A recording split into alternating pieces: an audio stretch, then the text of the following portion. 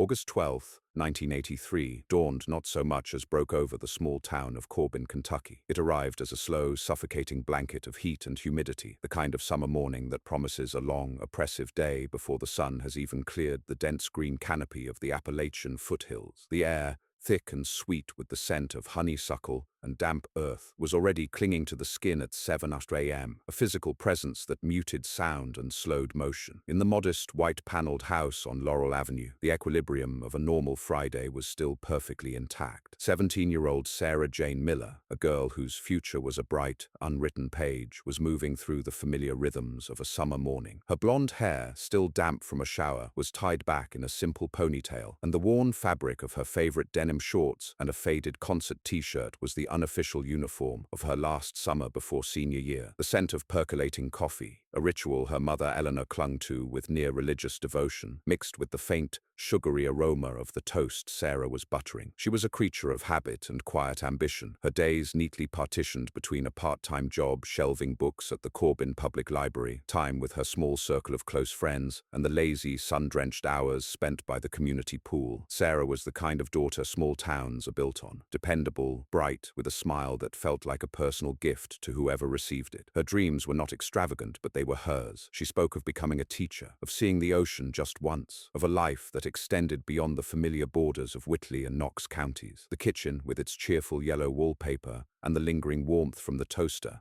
was a monument to this ordinary, precious life. A glass of milk, beaded with condensation, sat half empty on the formica countertop next to an open history textbook. For Sarah, history was not a collection of dusty dates, but a series of stories, a puzzle of human choices that fascinated her. This particular morning, she was reading about the westward expansion, a story of people leaving the known for the promise of something new, a sentiment that resonated deep within her own carefully guarded hopes. Her mother, Eleanor Miller, a woman whose hands were rarely still, was already in the garden, waging her daily war against the encroaching weeds that thrived in the Kentucky clay. From the kitchen window, Sarah could see her, a study in determined motion, her face shielded from the climbing sun by a wide-brimmed straw hat. Eleanor was the family's anchor, a woman of deep love and even deeper anxieties, her world held together by routine and the fierce, protective orbit she maintained around her two children. Sarah's younger brother, 10-year-old Michael, was still asleep, lost in the deep, untroubled slumber of childhood. The house was quiet, save for the hum of the refrigerator and the distant, rhythmic scrape of Eleanor's trowel against the earth. It was a perfect, fragile diorama of American domesticity, a scene so mundane and unremarkable that no one inside it could possibly imagine it was the last of its kind they would ever experience. By 10:45 a.m., the air was shimmering with heat. Sarah gathered her things, the worn canvas bag that held her book and a small purse, and called goodbye to her mother through the screen door. There was a brief, forgettable exchange, the kind that would later be replayed a million times in Eleanor's mind, each word scoured for meaning, for portent. It was about Michael's dentist appointment the following week, a reminder to be home in time for dinner, a simple maternal instruction. Sarah's response was equally simple, a cheerful, "I will, Mom," the words carried on the thick summer air before the screen door swung shut with a familiar, soft clap. The sound was an ending, a period placed on the final sentence of her childhood, but no one heard it that way. No one could. She walked down the driveway to her car, a slightly battered but reliable 1976 Ford Pinto, its pale blue paint faded by years of the southern sun. The vinyl seats would be scorchingly hot, a minor discomfort in a day still defined by minor things. As she pulled away from the curb, a neighbor, Arthur Abernathy, a quiet, retired man, who spent most of his days tending his immaculate rose bushes, raised a hand in a friendly wave. Sarah waved back, the gesture automatic, unremarkable. It was just another Friday in Corbin. The Pinto turned the corner at the end of Laurel Avenue, its small form shrinking in the haze of the August heat, and then it was gone. The coffee on the counter in the Miller kitchen was still warm. The day, however, was about to turn irrevocably cold. The hours between Sarah's departure and the first stirrings of unease passed with the slow, syrupy languor of a deep summer afternoon. At the Corbin Public Library, Sarah moved through her shift with her customary quiet efficiency. Mrs. Gable, the head librarian, and a woman who had known Sarah since she was a small girl attending story hour, would later recall her as being completely normal, perhaps a little distracted, her gaze occasionally drifting towards the large windows that looked out onto the sun-baked street. She spoke of her excitement for the upcoming school year, of a movie she wanted to see with her friends that weekend. There was no shadow in her eyes, no hint of a secret turmoil or a premonition of danger. She was just a teenage girl, working a summer job, her mind filled with the small, important details of a teenage life. At 3 p.m., she clocked out, waved a final goodbye to Mrs. Gable, and stepped back out into the oppressive heat. Her plan, as she had mentioned to her best friend Jenny on the phone the night before, was simple: a quick stop at the department store downtown to pick up a birthday card for her father, whose birthday was the following Tuesday, and then home. The timeline of these next few hours would become the central, maddening puzzle for investigators, a series of small, unverifiable moments that represented the last known traces of Sarah Jane Miller as a free and living person. She was seen by a classmate at the checkout line of the department store at approximately 3:25 p.m. She bought a single card, a humorous one with a cartoon base on the front. It was the last confirmed sighting. From that point on, her movements dissolved into the realm of speculation and fragmented, unreliable eyewitness accounts. The first tremor of anxiety in the Miller household arrived at 5:45 p.m. Eleanor, having finished her work in the garden and now in the kitchen preparing dinner, glanced at the clock on the wall. Sarah was usually home by 4:30 at the latest. A small maternal frown creased Eleanor's brow. It was not like Sarah to be late without calling. She was meticulous, thoughtful, the kind of child who didn't want her mother to worry. Eleanor rationalized the delay. Perhaps she had run into Jenny downtown. Perhaps she'd gotten a flat tire. There were a dozen plausible, harmless explanations. But as the clock ticked past 6, the plausible explanations began to feel thin, stretched taut over a growing void of fear. The scent of the roast in the oven,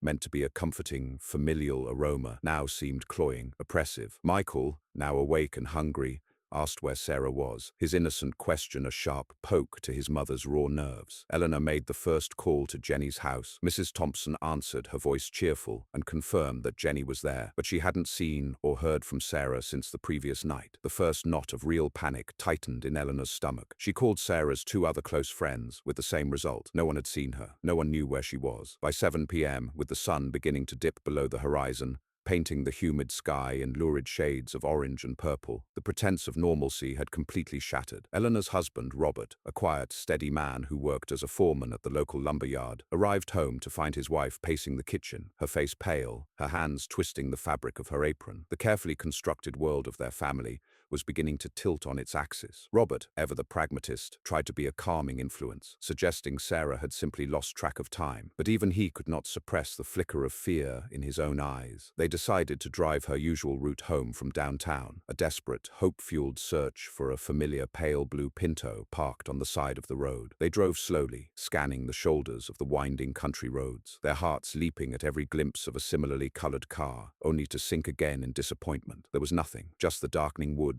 the chirping of cicadas, and the deepening twilight that seemed to be swallowing the world whole. At 8:32 p.m., after returning to an empty, silent house, Eleanor Miller picked up the telephone, her hand trembling, and made the call that would formally mark the beginning of their long, dark journey. She dialed the Corbin Police Department and, in a voice strained with a terror she was trying to control, reported her 17-year-old daughter, Sarah Jane Miller, as missing. The machinery of law enforcement, particularly in a small town in 1983, moved with a deliberate, sometimes frustrating slowness. A missing teenager, especially one just a year shy of adulthood, was not initially treated with the frantic urgency that would define later decades. The dispatcher who took Eleanor's call was calm, reassuring, suggesting that Sarah had likely just had a spat with a boyfriend or decided to spend an unannounced night at a friend's house. These were common occurrences, teenage dramas that almost always resolved themselves by morning. But Eleanor was adamant. This was not Sarah. This was wrong. Her conviction, the sheer,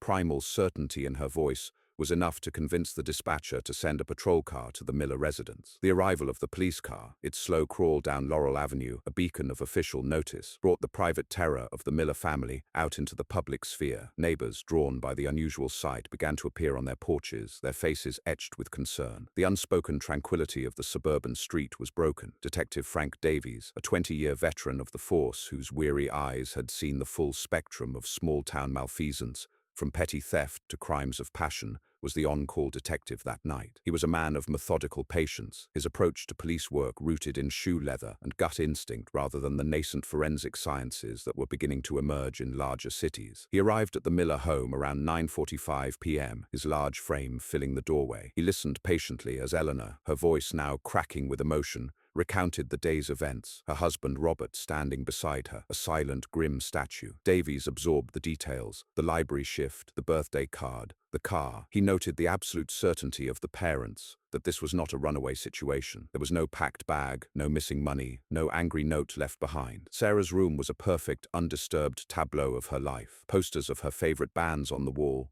a stack of paperback novels on her nightstand, her cheerleading uniform hanging neatly in the closet. It was the room of a girl who fully intended to come home. The investigation began in earnest in the pre-dawn hours of August 13th. Davies issued a bolo, "Be on the lookout," for the pale blue Pinto, its license plate number broadcast to every patrol unit in the surrounding counties. He organized the first of what would become many searches, starting with the roads Sarah would have taken. As the sun rose on a day that was already promising to be as hot and unforgiving as the last, a small army of volunteers, friends, neighbors, and family members fanned out from the Miller house. They walked the dense woods that bordered the country roads, calling Sarah's name, their voices sounding small and hopeful against the vast, indifferent green of the forest. Among the volunteers was Arthur Abernathy, the quiet neighbor from across the street. He expressed his shock and concern to Robert Miller, offering a thermos of coffee and a steady, reassuring presence. He told Detective Davies that he had seen Sarah leave that morning, as he had said, but also thought he might have seen an unfamiliar, dark-colored sedan parked further down the street around the same time. It was a small detail, vague, and ultimately a dead end, but it was perceived as the act of a helpful, observant neighbor trying to do his part. It was Abernathy who suggested searching the old logging trails off Route 25W, an area known for teenage parties and illegal dumping. He was a pillar of support, his calm demeanor a small point of stability in the swirling chaos of fear and confusion. The discovery that would transform a missing person case into a major criminal investigation came at 11:17 a.m. on Saturday, August 13th. A deputy on patrol following the bolo spotted the pale blue Ford Pinto. It was parked, not on a main road, but tucked away down a narrow gravel access road leading to a set of remote power lines, an area roughly 5 miles from the Miller home. The location was isolated, shielded from the main road by a thick stand of pine trees. The car was locked. Through the window, the deputy could see Sarah's canvas bag on the passenger seat. Her purse was inside it. The birthday card she had purchased, with its cartoon base, was lying on the dashboard, a surreal and poignant artifact. But of Sarah Jane Miller, there was no sign. The scene was immediately cordoned off, the yellow police tape a stark, jarring splash of color against the natural greens and browns of the woods. Detective Davies arrived, his face grim. The location of the car was deeply troubling. It was not a place someone would park by choice unless they were meeting someone or had been forced to. It spoke of a deliberate act, an attempt at concealment. The initial processing of the vehicle was a painstaking affair, conducted under the glare of the relentless sun. In 1983, the concept of DNA evidence was still the stuff of science fiction. The focus was on fingerprints, fibers, and hairs, the tangible, visible traces a person might leave behind. The car was dusted for prints, both inside and out. Several latent prints were lifted, but most were smudged and unusable, and those that were clear would later be identified as belonging to Sarah or her family members. The interior of the car was unnervingly neat. There were no signs of a violent struggle. The bag and its contents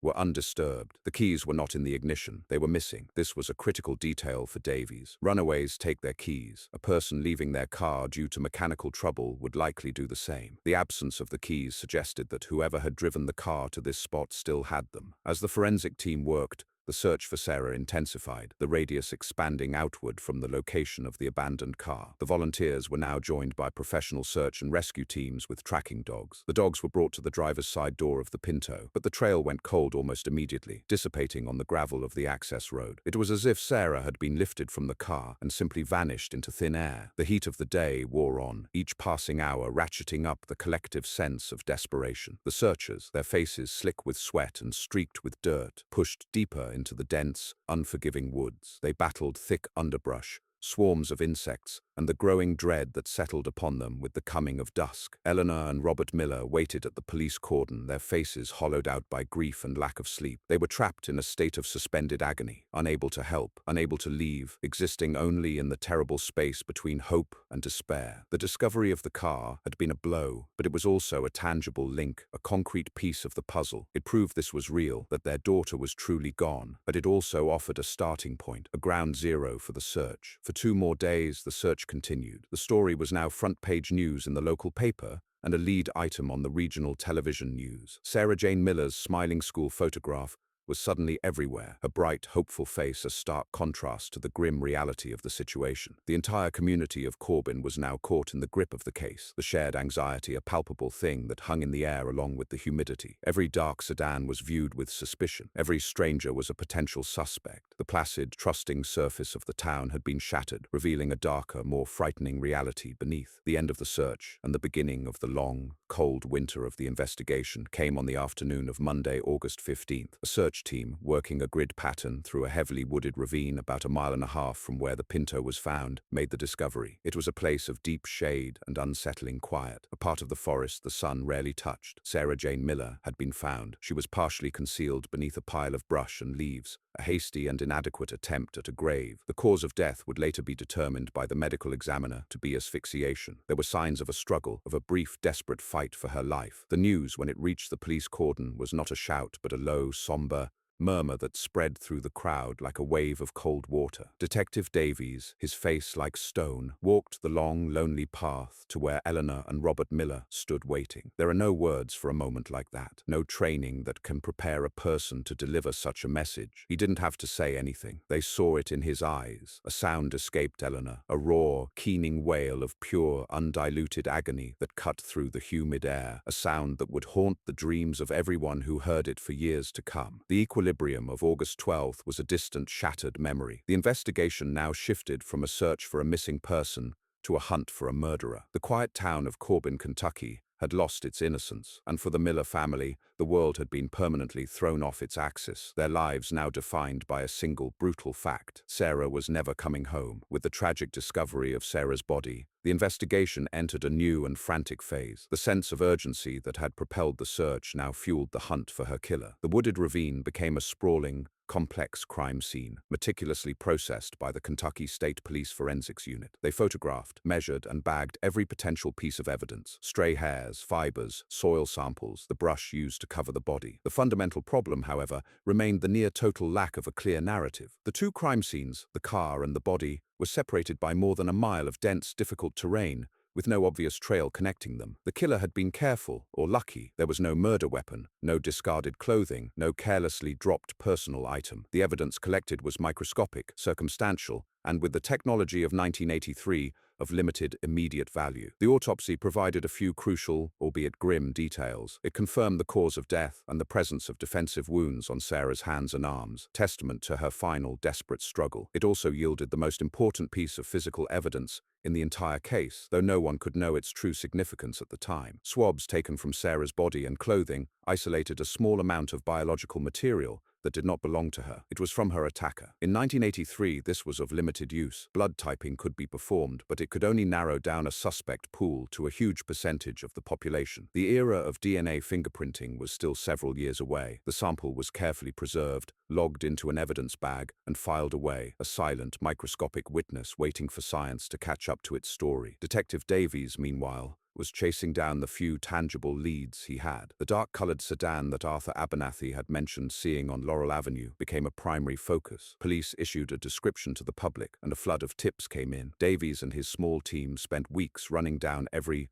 lead, interviewing the owners of hundreds of similar vehicles, but each one led to a dead end. The sighting itself was vague, the time uncertain. It was a ghost of a lead, and it ultimately vanished without a trace. The investigation turned inward, focusing on Sarah's life, her friends, her acquaintances, searching for any hint of a secret, a conflict, a hidden danger. Davies and his team interviewed everyone in her orbit, her classmates, her co-workers, her teachers, the boys she had dated. They were met with a consistent, heartbreaking portrait of a normal, well-liked teenage girl. There were no secret enemies, no spurned lovers, no involvement in any kind of risky behavior. The killer, it seemed, was not a product of Sarah's life, but an invader, a predator who had crossed her path by a fatal stroke of bad luck. The community of Corbin was both a help and a hindrance. The fear and outrage that gripped the town led to a deluge of tips, rumors, and accusations. Old grudges and local gossip were dressed dressed up as investigative leads, and the detectives had to spend precious time sifting through the noise, separating genuine information from speculation and malice. Davies re-interviewed key individuals, including the neighbor, Arthur Abernathy. Abernathy was calm and cooperative, his story unwavering. He had seen the car, he had seen Sarah leave. He felt terrible for the family. He was the picture of a concerned citizen. Davies, a man who trusted his gut, felt a flicker of something, a sense of dissonance he couldn't quite place. Abernathy seemed almost too calm, his helpfulness a little too polished. But there was nothing to go on. He had a plausible alibi for the afternoon of the murder. His wife confirmed he had been home with her, working in the yard. There was not a shred of evidence linking him to the crime. The flicker in Davies's gut was not enough to build a case on, and his attention was forced elsewhere. The weeks turned into months. The initial frenzy of the investigation slowed to a grinding, methodical process. The leads dried up. The public's attention, once so intensely focused,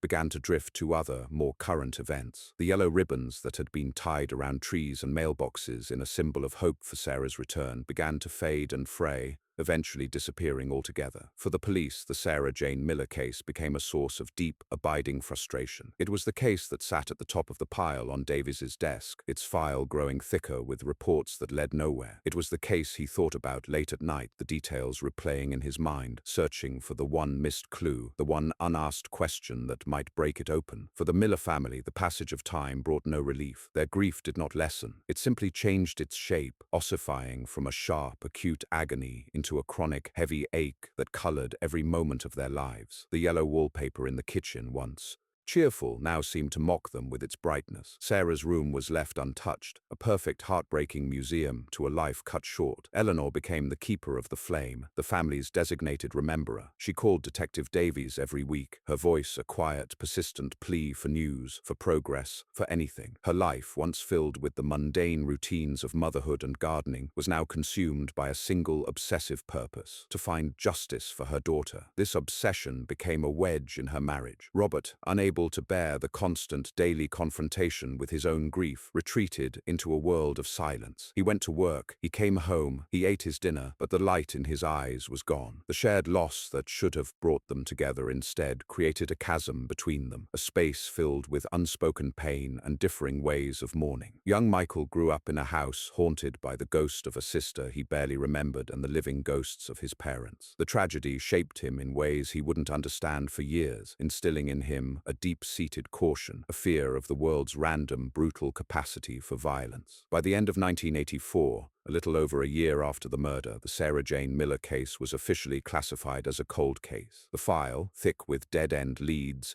and the ghosts of unanswered questions, was moved from the top of Detective Davies's desk to a filing cabinet in the records room. It was not closed, but it was no longer active. It became a monument to a collective failure, a story without an ending that settled into the town's memory like a deep, permanent scar. The killer had, it seemed, gotten away with it. He had committed a perfect crime, leaving behind only microscopic traces that science could not yet read, and a family shattered into a million pieces. He had melted back into the fabric of the community, a wolf hiding in the flock, his secret locked away behind a mask of absolute normalcy. And as the seasons turned, as the years began to pile up one on top of another, he watched from a distance as the world and the family he had destroyed moved on without him. The 1980s bled into the 1990s, and the acute wound of Sarah Miller's murder slowly transformed into a piece of Corbin's local lore, a tragic story told to cautionary children, a ghost that haunted the town's collective memory. For most, life moved on. New businesses opened, children were born, the rhythms of small-town life reasserted themselves. But for the family and the investigator at the heart of the case, time was not a healer. It was a corrosive agent, slowly wearing them down, layering new griefs on top of the old, unanswered one. Eleanor Miller's weekly calls to the police station became monthly, then yearly rituals, timed to the anniversary of Sarah's death. Her tenacity never wavered, but her voice, once sharp with demand, softened into a weary, almost hopeless plea. She became a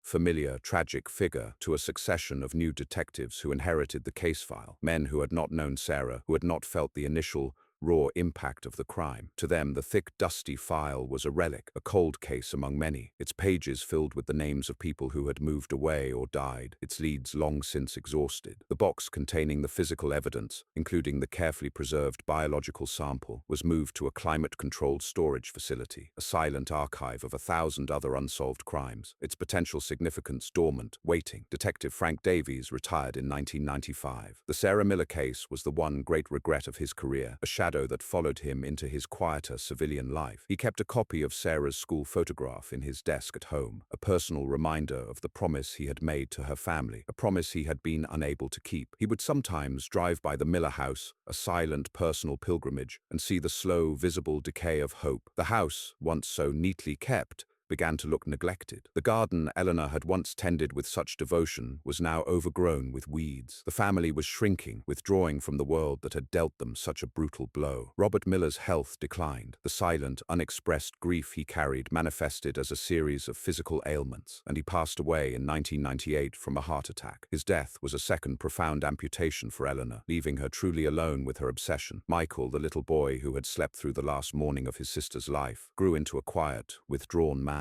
He left Corbin as soon as he graduated high school, eager to escape the suffocating atmosphere of his family's tragedy. He loved his mother, but he could not live in the museum of grief she had curated. He built a new life for himself in another state, a life where he was not known as the brother of the murdered girl, but the shadow of the past was long, and he carried it with him always. And across the street, Arthur Abernathy lived a life of impeccable, unremarkable normalcy. He was a constant, steady presence on Laurel Avenue. His wife passed away peacefully in the late 90s, and he became a quiet, solitary widower. He was a good neighbor, always ready with a friendly wave or a helping hand. He shoveled the driveways of elderly neighbors in the winter. He took in the mail for families on vacation. He was a fixture at the local church, a volunteer at the annual town picnic. He became a grandfather, his own children having grown up and had families of their own. He was, by all accounts, a kind, gentle, and utterly harmless old man. No one on Laurel Avenue, no one in the entire town of Corbin, could have possibly imagined the monstrous secret he carried, the psychic iron control he exercised every single day. He watched Eleanor Miller grow old from his living room window. He saw her slow, stooped walk, the permanent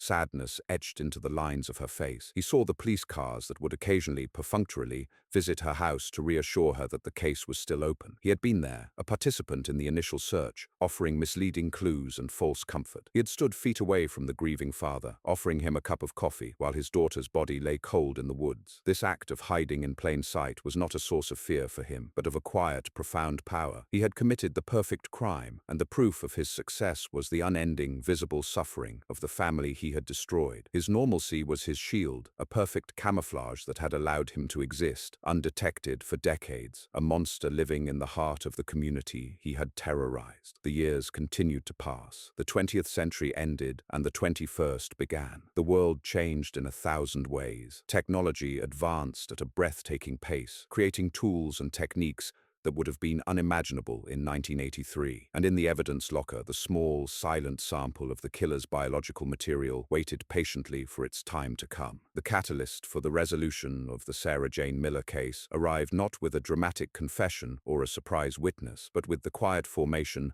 of a new unit within the Kentucky State Police in 2019. It was a dedicated cold case unit, funded by a federal grant. Its mission to re-examine the state's most stubborn and heartbreaking unsolved homicides using the full arsenal of modern forensic science. The unit was led by a new generation of investigators, detectives who were as comfortable with a genetic database as Frank Davies had been with a notepad and a telephone. One of these new detectives was Isabella Rossi, a sharp, tenacious investigator in her early 30s. She had not been born when Sarah Miller was killed, but she had a deep, almost academic passion for cold cases, seeing them not as lost causes but as complex puzzles that were simply missing a key piece. While reviewing a list of unsolved homicides from the 1980s, the Miller case caught her eye. It was the quintessential small-town tragedy, a crime with a profound and lasting impact on the community. She requested the original case file and the complete evidence logs. The boxes that arrived at her desk were a time capsule from another era of policing. The reports were typewritten, the photographs were grainy, the paper was yellowed and brittle. As she meticulously read through the hundreds of pages, she was struck by the thoroughness of the original investigation and by its technological limitations. She saw the dead-end leads, the frustrating lack of physical evidence, and the quiet, desperate hope in the margins of Frank Davies's notes. But one entry in the evidence log stood out to her, an entry that a detective detective in 1983 would have seen as minor, but that to her, in 2019, was a beacon of possibility. It was item number 4711,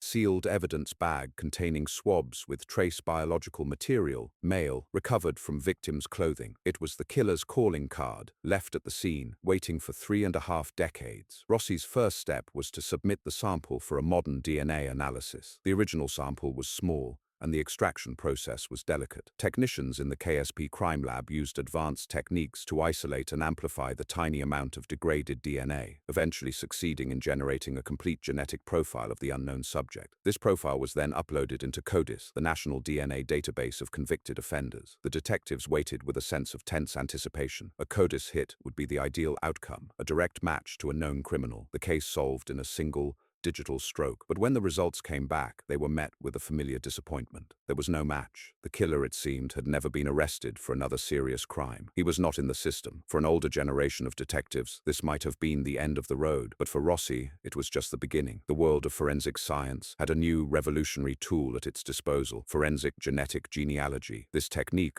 which had gained fame in solving other high-profile cold cases, used the DNA profile not to find an exact match, but to find relatives. The killer's profile was submitted to a public genealogy database, a repository where individuals voluntarily upload their own DNA tests to find family members and trace their ancestry. The hope was that the killer, or one of his close relatives, might be in the database. The results that came back were a breakthrough. There was no direct match to the killer, but there were several partial matches to individuals who shared significant amounts of DNA with the unknown subject. They were distant cousins, third, fourth, and fifth cousins. The killer himself was not in the database, but his family was. This was the key that would unlock the entire mystery. Rossi and a team of genealogists began the painstaking work of building a family tree. Using the distant cousins as starting points, they worked backwards, using census records, birth certificates, marriage licenses, and obituaries to construct the killer's ancestry. It was a massive, complex puzzle, a web of family lines that spanned generations. They were looking for a common ancestor, a point where the family trees of all the partial matches intersected. After months of meticulous work, they found one, a set of great-great-grandparents who had lived in eastern Kentucky in the late 1800s. The killer had to be a descendant of this couple. The team then began to work forward in time, tracing all of the descendants of that couple down to the present day. They were building a shadow family tree, a list of every possible person who could be the source of the DNA. The list was initially huge, containing hundreds of names,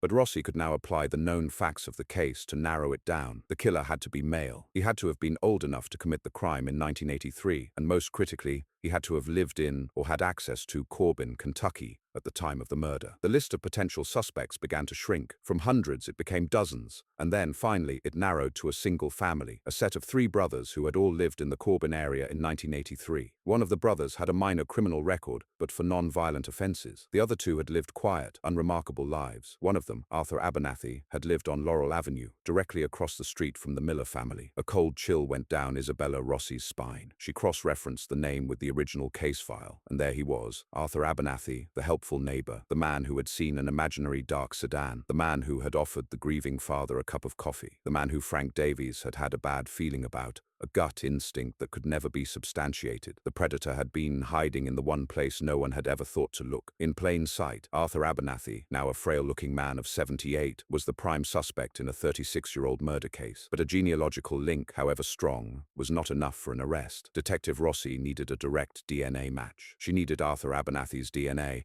and she needed to obtain it legally, without tipping him off that he was the focus of a major homicide investigation. The final phase of the investigation began with a period of quiet, careful surveillance. A team of plainclothes officers began watching Arthur Abernathy, documenting his routines, his movements, his life. It was a surreal exercise. They were watching a beloved grandfather, a friendly neighbor who waved at children on their way to school, a man who seemed to be the very antithesis of a brutal killer. They followed him on his weekly trips to the grocery store, to the pharmacy, to his church. They were waiting for an opportunity, for him to discard something that would carry his DNA. The opportunity came on a crisp autumn morning in October of 2019. Abernathy, following his routine, went to a local diner for breakfast. He sat alone in a booth, reading the newspaper, and drank a cup of coffee. The surveillance team sat in a nearby booth, watching, waiting. When Abernathy finished his meal and left, one of the detectives moved in. He collected the coffee cup Abernathy had used, carefully placing it in an evidence bag. It was a mundane object, a piece of trash, but it held the key to unlocking a generation of pain. The cup was sent to the crime lab for rush processing. Technicians swabbed the rim,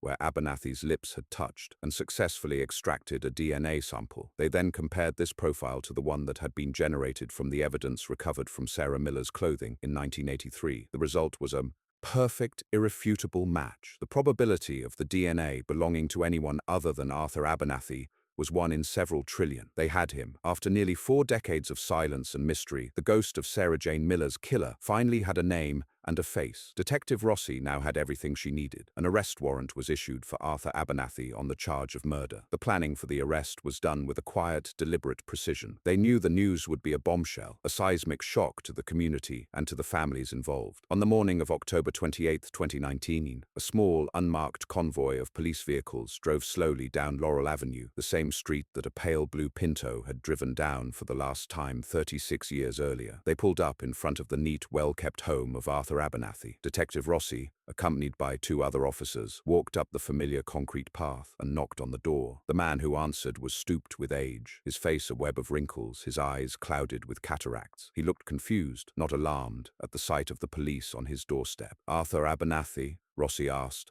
her voice calm and steady. "Yes," he replied, his voice thin and reedy. "You are under arrest for the murder of Sarah Jane Miller." The old man's face registered a flicker of something, not shock, not denial, but a strange, distant recognition, as if he were being confronted with a memory from a different lifetime. He did not resist. He did not speak. He simply turned, placed his hands behind his back, and allowed the officers to lead him away. As the patrol car pulled away from the curb, Eleanor Miller, now an elderly woman herself, happened to be looking out her kitchen window, the same window from which Sarah had watched her in the garden on that final, terrible morning. She saw her neighbor, the quiet man from across the street, being placed in the back of a police car. She didn't understand what was happening, not yet, but the long, frozen winter of her grief was about to, finally, begin to thaw. The news of Arthur Abernathy's arrest spread through Corbin like a wildfire. It was a story that defied belief, a plot twist from a crime novel played out in their own quiet streets. The reaction was one of profound, collective shock. Abernathy was not some shadowy outsider or a known troublemaker. He was a part of the town's fabric, a familiar face, a man who had lived among them, quietly and benignly, for his entire life. The idea that he was a brutal killer, that he had been living a secret life of monstrous deception for nearly 4 decades,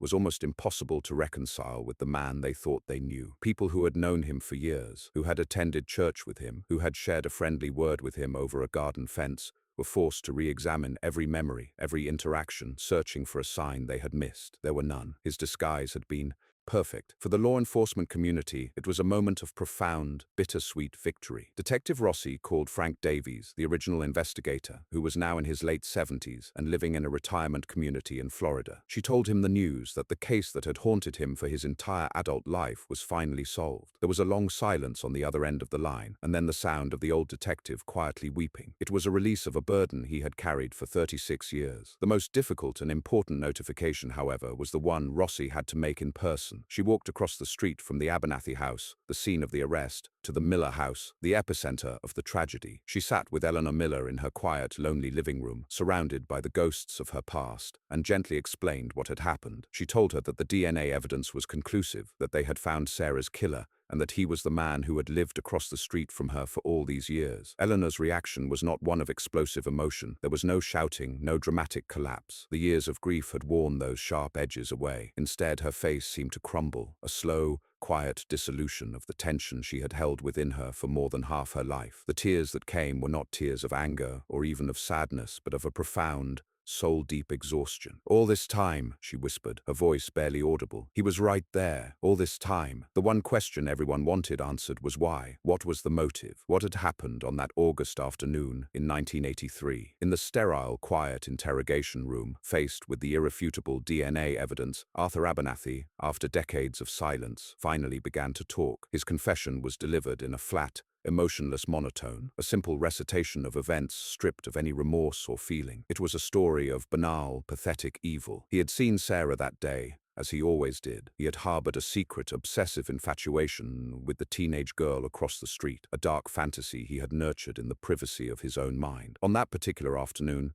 his wife was out of the house. He saw Sarah pull up in her car after returning from downtown. On a sudden, dark impulse, He had approached her vehicle as she was getting out, feigning a need for help with something in his garage. Sarah, being the kind and helpful girl she was, had agreed. Once she was inside the garage, he had made a move on her. When she had furiously rejected him and tried to scream, he had panicked. He had silenced her, the brief, violent struggle ending in her death. The rest of the afternoon was a frantic, cold-blooded effort to cover his crime. He had put her body in the trunk of her own car, driven it to the remote access road, and then carried her into the woods, leaving her in the ravine. He had walked the 5 miles back to his neighborhood, entering his own house just before his wife returned, his horrific secret safely locked away. He had participated in the search, offered the misleading tip about the dark sedan, and played the part of the concerned neighbor, all as a form of misdirection. He had watched the investigation unfold from his front porch, a spectator at the tragedy he had authored. His confession laid bare the terrifying truth. There was no grand motive, no complex conspiracy. It was simply the act of a predator who saw an opportunity and took it, his crime born from a pathetic, secret sickness he had hidden behind a lifetime of normalcy. The final chapter of the Sarah Jane Miller case played out not in the woods or on the quiet suburban streets, but in the solemn, formal setting of a courtroom. Given his age, his failing health, and the overwhelming evidence against him, Arthur Abernathy accepted a plea deal, pleading guilty to murder, in exchange for a sentence of life in prison without the possibility of parole. He would die in prison, a quiet, anonymous end to a life of secret monstrosity. At the sentencing hearing, Eleanor Miller was given the opportunity to give a victim impact statement. She stood before the court, a small, frail woman, but her voice, when she spoke, was clear and strong. She did not address the judge. She turned and spoke directly to the vacant-eyed old man sitting at the defendant's table. She did not scream or rage. She simply told him about Sarah. She spoke of her daughter's dreams of becoming a teacher, of her love for history books, of the sound of her laughter. She painted a vivid portrait of the life he had stolen, the future he had erased. She ended not with a curse, but with a simple, devastating statement of fact. "You took my daughter," she said, her voice steady, "but you could not take our memory of her. We never forgot her, and now neither will anyone else." For the Miller family, the resolution was not a moment of joyous victory. There is no victory in a story like this. It was a quiet, profound relief, the closing of a wound that could never fully heal but could now, finally, begin to scar over. Michael returned to Corbin to be with his mother, the end of the case allowing him, for the first time, to truly mourn his sister rather than just the mystery of her death. Eleanor, her long vigil over, began the slow, difficult process of living in a world where she was not actively searching for a killer. The garden, so long neglected, began to show signs of new life. The town of Corbin was left to grapple with the legacy of the case, a permanent reminder of the darkness that can lurk beneath the most placid of surfaces. The story of Sarah Jane Miller became something new. No longer a haunting mystery, it was now a testament to the enduring power of a mother's love, the dogged persistence of an old detective, and the relentless, patient power of science to uncover the truth. It was a story that affirmed that no case is ever truly cold, that no secret is ever truly safe, and that even after decades of silence, justice, in its own slow, methodical time, can finally be served. The world will and should remember the name of Sarah Jane Miller, not just for the way her life ended, but for the bright, promising life she lived, a life that was finally and fully honored by the truth. Even in the face of such profound resolution, the echoes of that single day in August of 1983 continue to resonate, a permanent alteration to the landscape of a community and the lives of a family. The successful application of forensic genealogy in this case,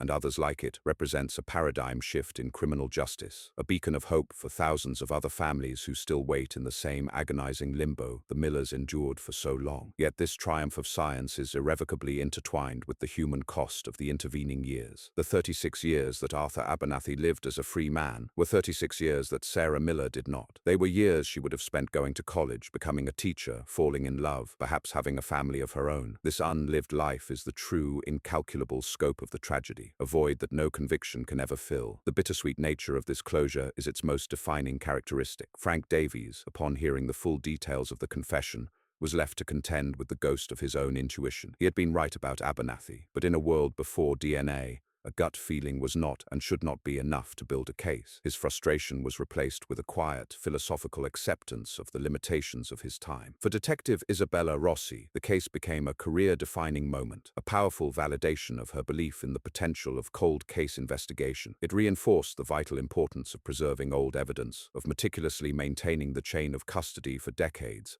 in the hope that a future technology might provide the answers that were once out of reach. Her work gave a name to a monster and a final chapter to a story, but she remained acutely aware that her victory was built upon a foundation of profound and enduring loss. The community of Corbin, once shattered by the crime and then shocked by the revelation, began a slow process of reconciliation. The Abernathy house was sold, its connection to the crime eventually fading into the background of the street's daily life. Laurel Avenue became, once again, just a quiet residential street, but for those who remembered, it would always be a place where the veil between safety and danger had been torn away. The legacy of Sarah Miller is now twofold. There is the memory of the girl herself, preserved in the hearts of those who knew her, and in the now complete story of her life and the pursuit of justice in her name. And there is the larger, more abstract legacy, a powerful argument for the continued funding of cold case units, for the advancement of forensic science, and for the simple, tenacious refusal to give up hope. The resolution of this case serves as a solemn promise to other families, a message that their loved ones are not forgotten, that the files are not just gathering dust, and that a dedicated investigator with a new tool can unravel even the oldest and most tangled of knots. It is a testament to the fact that while justice delayed is a profound injustice, justice, when it finally arrives, still has the power to restore a measure of peace